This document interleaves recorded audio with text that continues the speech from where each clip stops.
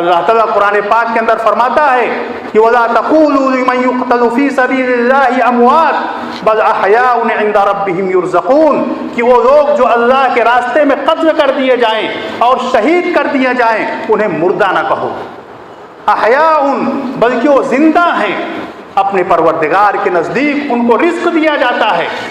فرحین بما آتاہم اللہ من فضلہ، وہ خوش و خرم ہیں اس چیز سے جو اللہ رب العزت نے اپنے فضل سے انہیں عطا فرما رکھا ہے۔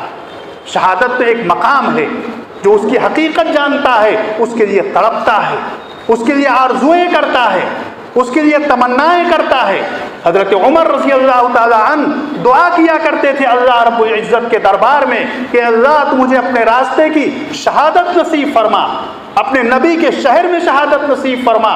حضور پاک علیہ الصلوۃ والسلام فرماتے تھے کہ شہادت کے اندر وہ لذت ہے کہ کاش کہ میں اللہ کے راستے میں قتل کیا جاتا، پھر میں زندہ کیا جاؤں، پھر میں قتل کیا جاؤں اور پھر میں زندہ کیا جاؤں، پھر میں قتل کیا جاؤں اور پھر میں زندہ کیا جاؤں۔ 3 بار اللہ کے رسول نے بات ارشاد فرمائی کہ اس کے اندر جو حلاوت ہے، جو لذت ہے، دنیا کے اندر کسی چیز کے اندر لذت اور مٹھاس نہیں ہے۔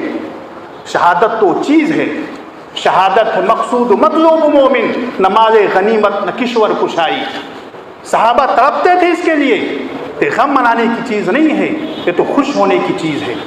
حضرت حسین رضی اللہ تعالی عنہ کی زندگی کا سبق یہ ہے کہ انہوں نے دین کے غلبے کے لیے، دین کی سربلندی کے لیے انہوں نے اپنی جان کی قربانی دی۔ انہوں نے اپنے پاس بچوں کی پرواہ نہیں کی، اپنی جان کی پرواہ نہیں کی۔ میرے بھائیوں اور دوستوں، یہ واقعات چاہے ہجرت کا واقعہ ہو، چاہے حضرت حسین رضی اللہ تعالیٰ عنہ کی شہادت کا واقعہ ہو، ہمیں اس سے جو سبق ملتا ہے ہمیں اس سبق پر غور کرنا چاہیے۔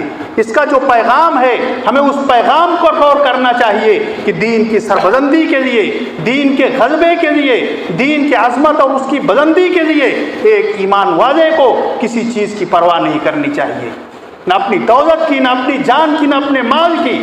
سب سے پہلے نمبر پر ہمارے لیے اگر کوئی چیز ہے تو خدا کا دین ہے، خدا کا دین ہے، خدا کا کلمہ ہے۔